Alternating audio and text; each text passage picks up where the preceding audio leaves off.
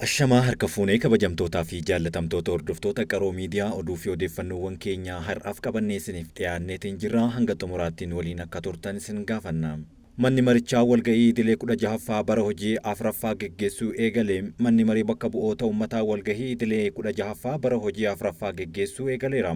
Manni marichaa walga'ii isaan dhaabbata abbaa gaar uummataaf abbaa gaar ol aanaa, abbaa gaar itti aanaa fi abbaa gaariiwwan dameelee kaadhimamummaa kanneen dhihaatan qorate ni mirkaneessa jedhame eegama. Akkasumas wixinee qabiyyee lafa magaalaa fi galmeelee qabiyyeewwan lafaan wal qabatan kan qabiyyee liizii lafa magaalaa fi kan barnootaan walii galan wal qabatan ni raggaasisa jedhames eegamaara.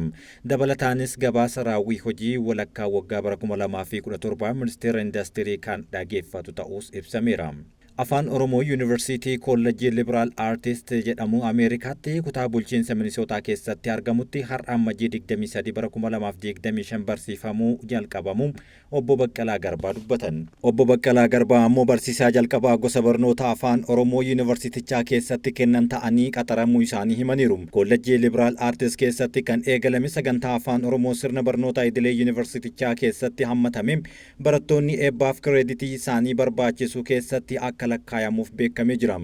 Akka obbo Baqqalaa Garbaa jedhanitti barattoonni gosa barnootaa kana fudhachuuf galmaayan 25 yoo ta'an barattoonni 5 eeggattummaadhaan galmaayaa jiru jechuun yeroo jalqabaatiif yuunivarsiitii biyya alaa keessatti afaan Oromoo akka gosa barnootaa tokkootti kennamuu jalqabeera jechuun dubbataniiru. Afaanichi yuunivarsiitiiwwan addunyaa hedduu keessatti akka barsiifamuuf dhiibbaan bal'aan yeroo garaagaraatti taasifamaa turuu kan yaadachiisan obbo Baqqalaa Garbaa har'a milkaa'ee barattoota gosa barnootaa tokko yuunivarsiiticha keessatti jalqabsiisuuf barbaachisan 25 yeroo jalqabaatiif argachuun barnoonni kennamuu jalqabeera jedhan. Gosa barnoota afaan Oromoo akka barsiisuuf carraa argachuu kootti gammachuu guddaatu natti dhagahama kan jedhan obbo Baqqalaa Garbaa fi dhaloota barsiisuun carroomuudha jechuun yaada isaanii kennaniiru. Waggoottan lamaan dhufan keessa yuunivarsiitiiwwan mootummaa 10 gara ofiin of bulchuutti ceesisuuf hojjetamaa jira jedhama.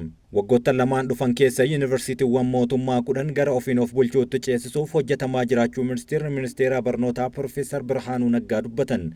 Yuunivarsiitiiwwan giddugala beekumsa dhugaa akka ta'an hojjetamaa jiraachuus eeran. Profeesar Birhaanuu Naggaa guyyaa hundeeffama yuunivarsiitii Gondar waggaa 70ffaa irratti argamanii haasaa taasisanii dhaabbilee madda beekumsaa sirrii ta'uun bakka nageenyaa fi dhugummaa akka ta'an hojjechuun murteessaa ta'uu ibsaniiru.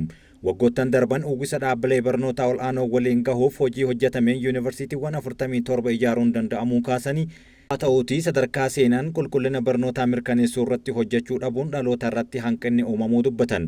Sababa kanaan qulqullina barnootaa mirkaneessuuf hojiin riifoormii hojjetamaa akka jiru kan dubbatan yommuu ta'u, hojiin qormaata biyyaalessaa kutaa 12ffaa irratti eegalamee riifoormichaan bu'aan argamaa jiraachuu akka mul'isu Profeesar Birhaanuu Naggaan dubbatan. Itoophiyaa fi Arjentiinaan waliigaltee tajaajila qilleensaa mallatteessan. Itoophiyaa fi Arjentiinaan damee tajaajila qilleensaan tumsaan hojjechuuf waliigaltee mallatteessaniiru. Daayirektarri ol aanaan abbaa taayitaa siivil aaviyeeshinii Itoophiyaa Geetaachoo Mangistee fi barreessaa ol aanaan damee geejjiba qilleensaa Arjentiinaa Firankoo Maageetaatuun waliigalticha mallatteessaniiru. Akkaataa waliigaltichaan daandiin qilleensaa Itoophiyaa tajaajila balallii imaltootaa fi fe'umsaa bakka ga'umsaa Arjentiinaa fi Itoophiyaa dabalatee bulchiinsa Arjentiinaa keessattii fi gara biyya sadaffaa kamittuu balali'uu danda'a jedhame. Dabalataanis mirgoota tiraafikaa fi akkaataa gabaan eeyyama daangaa tokko malee gosa xiyyaaraa kamiinuu mirga deddeebi'uu kan gonfachiisu ta'us ragaan abbaa taayitichaa irraa argame ni mul'isa. Miseensota waraana bilisummaa Oromoo daandii nagaa filatanii galaniif sirni galateeffannaa fi beekamtii taasifame. Miseensota waraana bilisummaa Oromoo daandii nagaa filatanii galaniif sirna galateeffannaa fi beekamtii kennamuu isaa Biiroon Kominikeeshinii Oromiyaa ibse. Garaagarummaa siyaasaa karaa nagahaatiin hiikuudhaan nageenya uummataa waaressuuf waliigaltee mootummaa fi waraana bilisummaa Oromoo gidduutti taasifameen miseensonni waraanichaa hedduun karaa nagahaatiin galuudhaan leenjii haaromsaa fudhachaa turaniiru. Leenjiin kennameen miseensonni waraana bilisummaa Oromoo waamicha uummataa awwaatanii qabsoo daandii nagahaatti deebi'an kunneen dhimmoota biyyaalessaa fi mata dureewwan garaagaraa irratti hubannoo isaanii akka gabbifatan gochamaa tureera. Miseensota waraana bilisummaa Oromoo nagahaa uummataatiif dursa kennuun qabsoo hidhannoo isaa deebisuun leenjii fudhachaa turan kennaniif sirni galateeffannaa fi beekamtii kennuu abbootii gadaatiin kan taasifame yommuu ta'u, daandii nagahaa filachuun agarsiiftuu injifannoo waan ta'eef murtee sirrii fudhatanii fi galata guddaa akka qaban abbootiin gadaa ibsaniiru. Ol aanaa waraana bilisummaa Oromoo kan turan Jaalsanyii Nagaasaa leenjitoonni beekumsaa fi hubannoo leenjii kanaan argatan taasifatanii gocha qabatamaadhaan mirkaneessuuf caalmatti akka of qopheessan leenjitootaaf dhaamuu isaanii odeeffannoon biiroo kominikeeshinii Oromiyaa irraa argame ni addeessa. Waliigalteen biyyaalessaa nageenyaa fi guddinaaf murteessaa ta'uuf yaa'een mana maree bakka bu'oota uummataa Taaggasaa Caafoo himan. Dhimma guddaa biyyattiif murteessaa ta'e kana sadarkaa mana maree bakka bu'oota uummataatti lammiilee hirmaachisuun mari'achuun carraa guddaa ta'uu himan. Marii kanarratti seenaa waliigaltee biyyaalessaa Itoophiyaa kan dhiyaate yommuu ta'u, kunis Itoophiyaan biyya qaroomina mataa ishee qabdu, biyya dhalli namaa jalqabaa itti argamee fi garaagaraa irratti aggaamame tokkummaadhaan biyya ofirraa qolate ta'uu ibsameera.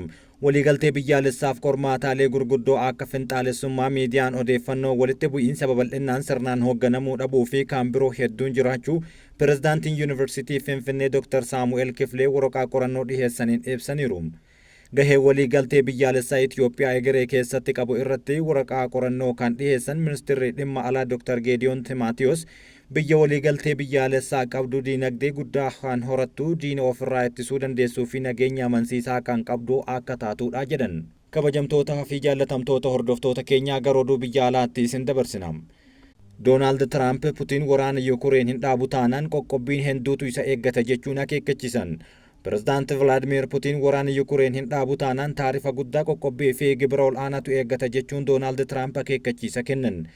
Tiraamp fuula miidiyaa ofii isaanii Truth jedhamu irratti uummata Raashiyaadhaaf jaalala akka qabuu fi Putiin waliin walitti dhufeenya gaarii qabaachuu fuula miidiyaa hawaasaa kanarratti barreessuun waraana gatii hin qabne kana dhaabi jechuunis akeekkachiisaniiru.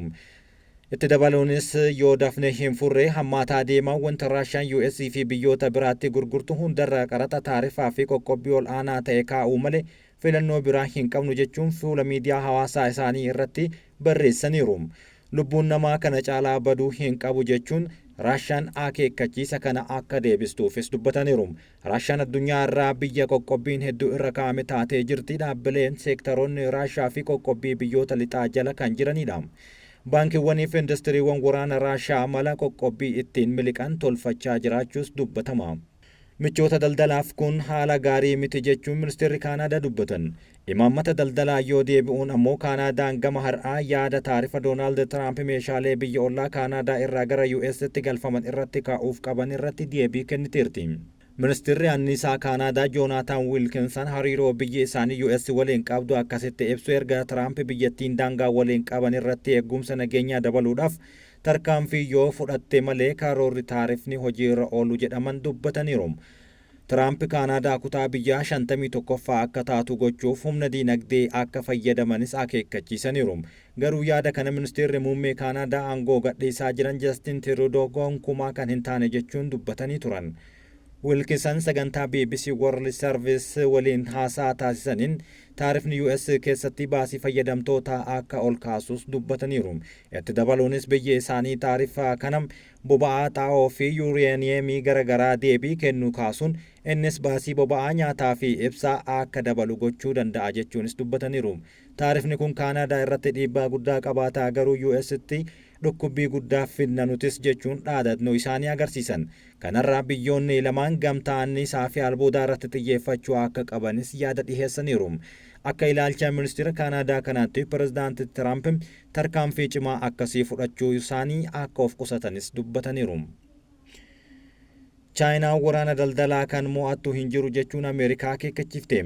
Pirezidaantiin US Doonaald Tiraamp meeshaalee Chaayinaa irraa gara Ameerikaa galan irratti taarifa 10% kaa'uu booda ministeerri dhimma alaa Chaayinaa ibsa baaseen dantaa biyya keenyaa ni eegganna jechuun dubbatan.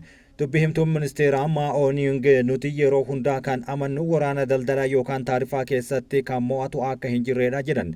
Qondaalli Chaayinaa kun biyyi isaanii faayidaa biyyaalessaa eeggachuuf yoomiyyuu kutannoo qabaachuu himanii Tiraamp taarifa haaraan Chaayinaa irra kaa'ame kun gurraandhala tokko irraa eegalee hojii irra akka oole kana mormaniiru. Sunis oomisha qorichaa fentaaneel jedhamuufi kan Chaayinaa irraa gara Meeksikoo fi Kaanaadaa ergitu achirraan gara Ameerikaa seenuu irratti fuulleffachuun dubbachuu isaanii yaadachiisaniiru. Duraan Chaayinaan qorichi seeraan alaa kun akka hin dabalamne kutannoon hojjechaa turuu Ameerikaaf ibsaa turte.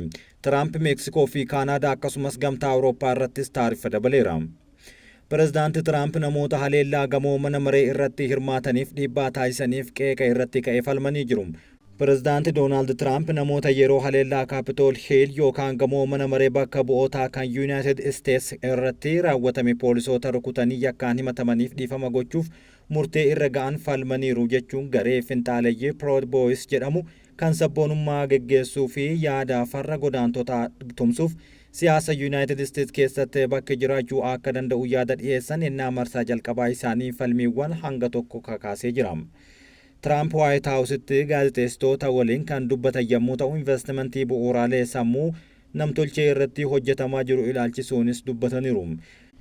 Pirezidaantichi aangootti dhufuu isaanii guyyaa tokko dura qabeenya dhuunfaa isaanii mallaqa kiriptoo haaraa irraa bu'aa argatanii fi yeroo aangoo irra jiranitti oomisha gurgurtaa of fayyaduu itti fufuuf dhiisuu isaanii gaafatamanii turan. Tiraamp guyyaa jalqabaa hojii isaanii hojjettoota pirezidaantii isaan duraatiin moggaafaman kanneen 1,000 ol ta'an kanneen mul'ata isaanii hin deeggarre kan maqaa sadarkaa ol aanaa qaban dabalatee hojii irraa ari'uun dubbataniiru. Ajandaan guyyoota dhibbaaf hawwii guddaa qabaatus koongiransiin riippaabilikaanotaan dhuunfatame dureeyyiif gibira hir'isuu kooluu galtoota jumlaan biyyaa ari'uu fi kaayyoowwan biroo kan Tiraamp adeemsisuu ilaalchisee yaadaa fi tarsiimoo tokko tokko irratti yaada wal fakkaataa qaban ibsaniiru. Yaadota Tiraamp kaasan keessaa ajajni saala ilaalchisee kennan Afrikaa keessatti yaadawwan wal makaa kaasaa jira. Naannoo Afrikaatti kanneen safuutti cichan pirezidaantii Yuunaayitid Isteets Doonaald Tiraamp ajajaa sadarkaa ol aanaa kan dhimma saalaa ilaalchisee dabarsan gammachuun yoo simatan kanneen mirga namoomaa jaalalleewwan saala wal fakkaatuu kanneen ardii keessaa immoo yaaddoo cimaa qaban ibsachaa jiru. Doonaald Tiraamp guyyaa jalqabaa pirezidaantii Yuunaayitid Isteets 47ffaa ta'an irratti ajajaa sadarkaa ol aanaa hedduu kan mallatteessan kan Joo Baayiden dabarsan haquu dabalatee mallattoo isaanii kaahaniiru. Kanneen keessaa namoota saala jijjiirachuuf kunuunsa ta'uu haquu fi saalli namaa dhiiraa fi durba qofa ta'uu himaniiru. Naayijeeriyaa keessatti hariiroo saala wal fakkaatu kanneen qaban hanga hidhaa waggaa 14 kan adabamu yommuu ta'u, heerri Ugaandaa immoo kanneen akkasii hidhaa umrii guutuun adaba. Maalii keessas yakkaan himataman yoo ta'u, baatii muddee keessa hidhaadhaan adabamuun isaanii ni yaadatama. Balaan ibiddaa Los Angeles bifa haaraan kan uumame yommuu ta'u, namoonni 10,000 lakkaa'aman baqataa jiru. Ibiddi Los Angeles bifa haaraan ka'e namoonni 10,000 lakkaa'aman akka baqatan taasiseera. Balaan ibiddaa Los Angeles kan torbaanota dura ka'e xiqqoo tasgabbaa'us amma bifa haaraan ka'uun mancaatii haaraa qaqqabsiisaa jira. Balaan kun barana Los Angelesitti lubbuu namoota hedduu kan gaaga'ee fi qabeenya hedduus kan mancaase seenaa keessatti balaa ibiddaa balaafamaa jechuunis dubbatamaara. Ibiddi bifa haaraan ka'e kun magaalaa Los Angeles kan torbaanota dura ibiddaan hedduu miidhamteerraa gara kaabaatti fageenya kiiloomeetira 40 irratti kan mudate yommuu ta'u, naannoo galaana Kaastaayikiitti argama. Naannoo kanatti manneen jireenyaa fi barnootaa hedduu dhihaatee kan argamu yommuu ta'u, guyyaa roobii amajjii 22 qofa ibiddi kun lafa hektaara 37,000 ol gubeera. Ibiddicha kan hammeessee bubbee saffisaan bubbisuu fi haala qilleensaa gogaa ta'edha jedhame. Naannawa Los Angeles kanatti bubbeen sa'aatii tokkotti kiiloomeetira 32 hanga 48 deemu yommuu ta'u, hojjettoonni balaa ibiddaa kanattis qormaanni guddaan uumameera. Namoonni 31,000 ol ta'an naannicha kan jiraatan yommuu ta'u, akka baqataniif ajajni kennamuu fi kanneen 23,000 ta'an ammoo of eeggannoo kennamuu fi ajajaan poolisii bulchiinsa Los Angeles ibsa godheera. Manni hidhaa naannichatti argamu sirreeffamtoota 500 ta'an kan bakka biraatti dabarfamanis ni ta'a jechuun dubbatamaa jira. Hojjettoonni balaa ibiddaa dhamaatii hedduu godhanis ibidda dhaamsuuf ammallee rakkisaa ta'uu himaniiru. Ibiddi amma bifa haaraan ka'e kun Los Angelesitti torbaanota darbee dura namoota 28 ajjeesee manneen 10,000 ol kan mancaase yommuu ta'u, kan ammaatii wal bira qabamee yommuu ilaalamu inni kunis saffisa guddaa akka qabu qondaaltonni mootummaa dubbataa jiru. Kabajamtootaa fi jaallatamtoota hordoftoota keenyaa oduun ammaaf isin biraan gahaa turre kan hanga ammaattiidha. Oduu dursuun isin waliin kan ture Anamiin Shubbiseetii waan nu dhageeffattaniif galatooma.